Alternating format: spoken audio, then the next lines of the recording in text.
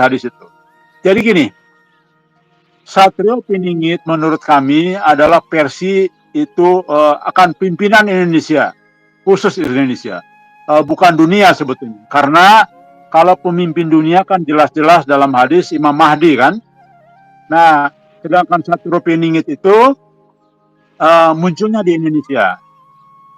Begini, insya Allah ini bersamaan apa namanya, ada kaitan dengan mimpi Pak SBY.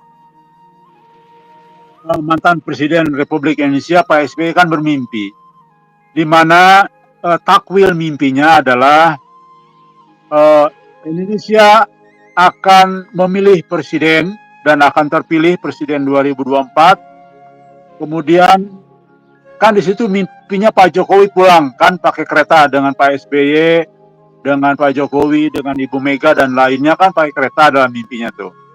Kemudian Pak Jokowi turun di Solo.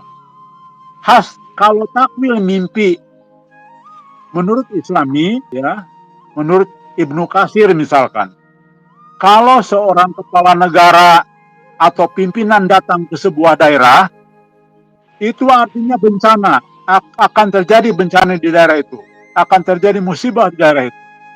Nah, jadi hasil takwilnya di dalam mimpi Pak SBY itu, Pak Jokowi turun, naik kereta turun di Solo. Kemudian Megawati turun di mana gitu ya, kemudian Pak SBY turun di mana. Itu tandanya akan terjadi kerusuhan, musibah atau bencana di kota-kota itu. Nah, ini insya Allah diperkuat dengan mimpi-mimpi teman-teman lain, di mana hampir sama mimpinya, di mana pemerintah nanti tidak akan berlangsung lama. Pemerintah nanti hanya sebentar. Jadi kita sudah tahu dalam beberapa mimpi teman-teman bahwa nanti Pak SBY, Pak Prabowo yang terpilih di Pilpres 2024 ya dengan pasangan Gibran.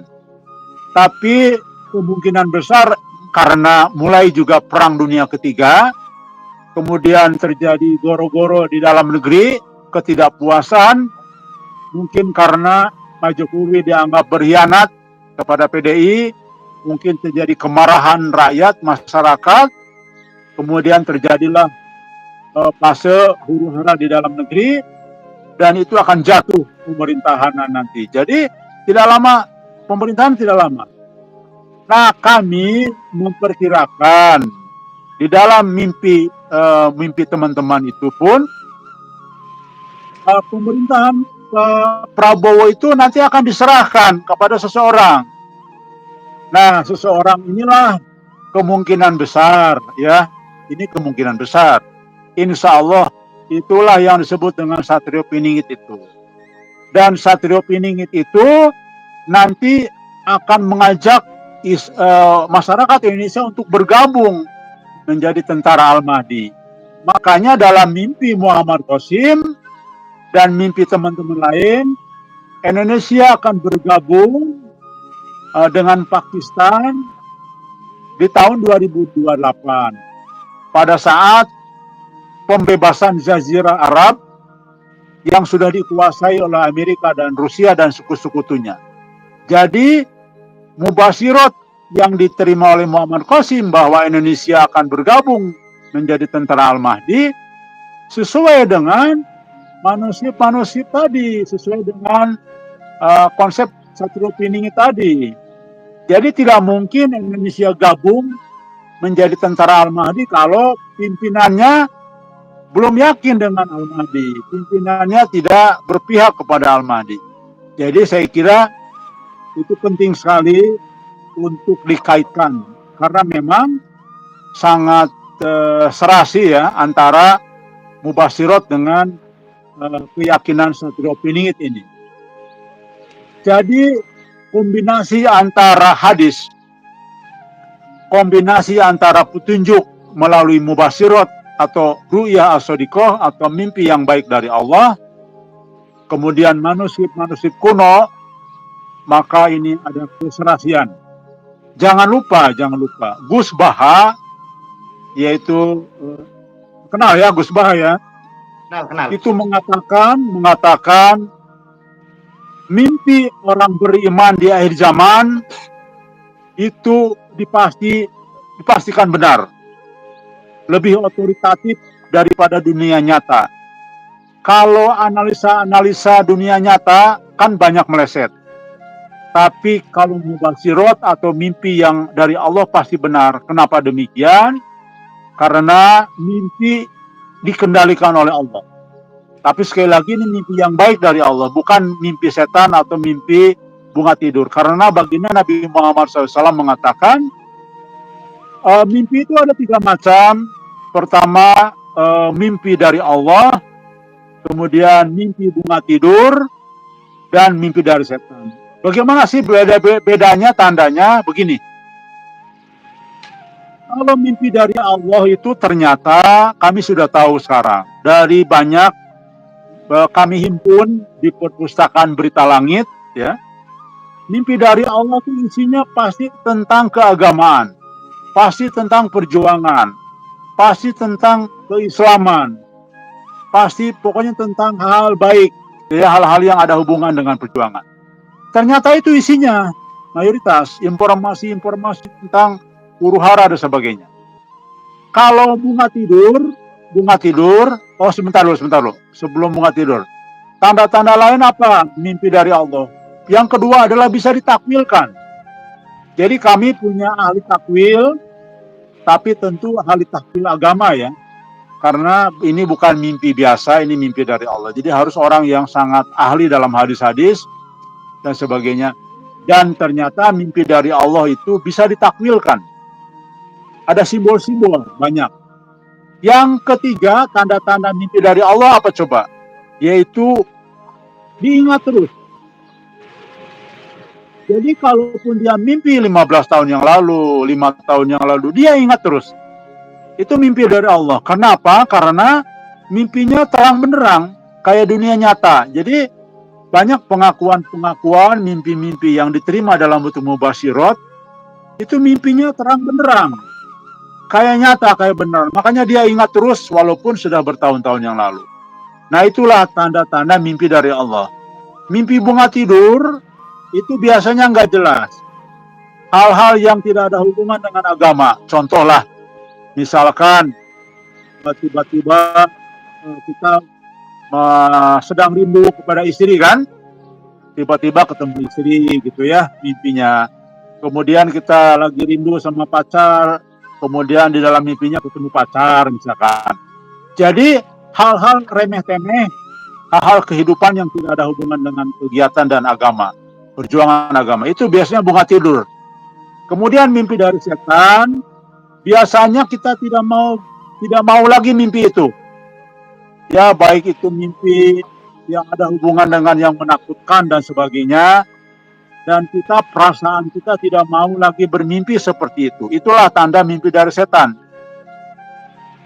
Baik, kemudian jangan lupa ada satu hal yang mengunci bahwa mimpi yang dialami oleh Muhammad Qasim itu sampai hampir 400 mimpi ketemu dengan Nabi Muhammad SAW. Per sekali loh, sampai hari ini ya, sampai sekarang ini. Kan juga para ulama, orang yang bermimpi dengan baginda Nabi Muhammad SAW pasti benar. Kenapa? Karena setan tidak bisa menyerupai Nabi dalam mimpi. Nah, itu penting. Kemudian juga banyak mimpi dialami oleh umat Islam lain ketemu Nabi Muhammad SAW, di mana mimpinya itu membenarkan mimpi Muhammad Qasim. Jadi saling menguatkan. Nah, maka itulah menjadi faktor guidance terpenting dalam konteks ini. Gitu, Mas, kurang lebihnya. Oke. Ya, untuk para sahabat semuanya ya, kita di sini tentunya berdiskusi ya, saling nambah ilmu, saling membawa wawasan. Jangan ini yang tadi juga salah satu tanda-tanda akhir zaman ini yang sering berselisih tentang membenarkan diri sendiri dan menyalahkan orang lain ya. Jadi belum tentu ini, kalau saya untuk sumber-sumber dari hadis itu saya sangat percaya dan saya sangat yakin seperti itu. Jadi marilah kita satu sama lain belajar. Belum tentu apa yang kita yakini selama ini benar. Ya. Jadi semuanya saya diperjalankan. Belum tentu yang saya yakini itu adalah benar. Apalagi kalau hatinya keras. Ya, pernah mau mendengar informasi dari luar, namanya kebenaran, ya. Jadi di sini rata-rata malah gitu. Ya. Marilah kita untuk saling bersatu, saling menggali informasi. Oke, lanjut untuk pertanyaan terakhir mungkin ini ya Pak ya. Iya. Jadi ini berkaitan dengan mimpi juga ya. Dulu itu yang salah satu nabi mimpi. Jadi bukan mimpi ya, tapi menakwilkan mimpi. Nabi Yusuf itu kelebihannya juga dalam mimpi ya. Tapi mimpinya Nabi dengan mimpi kita itu kan beda. Oke, untuk persiapan orang-orang Muslim, bila mana itu kemunculan Imam Mahdi itu supaya putus diulangi. Kemunculan Dajjal itu orang Muslim ini bisa membedakan. Aduh, putus nih. Sinyalnya mungkin lagi jelek di sini. Tolong diulang. Oke, untuk umat manusia. Nah, jelas sekarang. Dajjal ini hanya bisa dilihat dengan orang yang beriman. Seperti apa nih kok? Baik. Ada hadis mengatakan Dajjal hanya bisa dilihat oleh orang-orang yang membenci perbuatan Dajjal. Oke. Jadi itu hadis yang tepatnya. Hadis teks kalimatnya adalah Dajjal hanya bisa dilihat oleh orang-orang yang membenci perbuatan Dajjal. Jadi itu.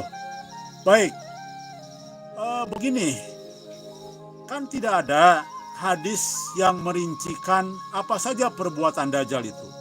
Karena baginda Nabi Muhammad SAW mengatakan hanya Dajjal itu menawarkan api padahal air kan, menawarkan surga pada neraka, menawarkan neraka pada surga. Jadi sebetulnya itu saja yang disampaikan oleh Nabi. Dari mana kita tahu perbuatan Dajjal? Yaitu lihat saja hadis-hadis tentang para pengikut Dajjal. Jelas ya? Nah, kalau hadis-hadis tentang pengikut Dajjal banyak, berarti kan pengikut Dajjal itu berarti kan salah, keliru, ya.